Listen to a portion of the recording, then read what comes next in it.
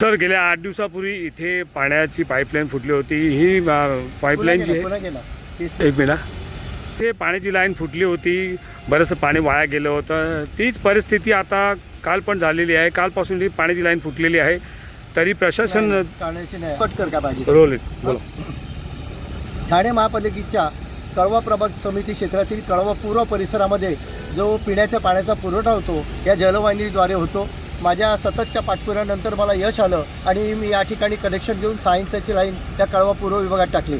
आटकोनेश्वर येथील गणेश मित्र मंडळ येथील जलकुंभ, त्याचप्रमाणे कालिका माता आटकोनेश्वर 1 नंबर येथील जलकुंभ आणि शिवशक्तीनगर येथील जलकुंभ, अशा 3 जलकुंभाला या जलवाहिनीद्वारे पाणी पुरवठा होतो। हजारो कुटुंबांना ते पाणी मिळतं। मागील 8 दिवसापूर्वी तुटलेली ही लाईन अद्याप त्यांनी दुरुस्ती केली नाही आणि पाणी पुरवठा विभागातील जे कर्मचारी अधिकारी आहेत त्यांचं हे अत्यंत म्हणजे हे जे काही दुर्लक्ष आहे हे आणि पाण्याची जे काय नासाडी होते हे बघवत नाही। म्हणून आज या ठिकाणी मी आपल्याला इथे आमंत्रित केलं की ही गोष्ट ही सर्व अधिकाऱ्यांपर्यंत पोहोचली पाहिजे। आज आपण बघतो कळवा प्रभाग समिती क्षेत्रामध्ये आज 3.5 लाखापेक्षा जास्ती लोकसंख्या आहे। लोकांची मागणी आहे, पाणी मिळत नाहीत, जलकुंभ बांधून तयार आहेत परंतु तिथे पाणी पुरवठा होत नाही अशी परिस्थिती आहे। MIDCकडे त्याचप्रमाणे BMCकडे आम्ही 50-50 mlचं पाणी पुरवठा मागणी केले, ते मिळत नाही। कळव्यामध्ये आजही आजच्या तारखेला पण 15 ml पाणी कमी आहे आणि असं असताना हे एवढं लाखो लिटर पाणी हे जे वाया जातं हे बघवत नाही। आणि म्हणून माझी प्रशासनाला विनंती आहे की ताबडतोब हे पाणी जे काय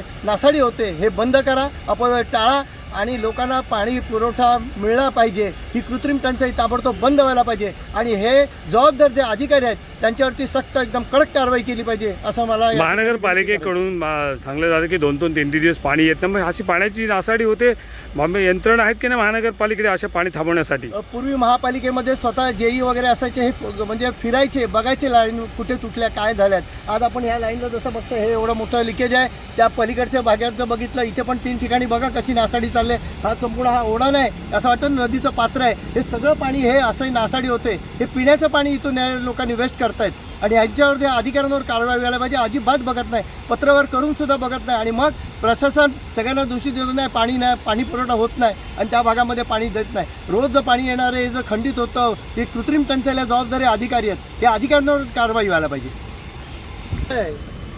तेच पाणी आहे सगळं, त्याच्यापेक्षा हे मस्त दाखव, तिथे पाईपवरून जायला लागेल का? तिथे घ्यायची गरज नाही ना।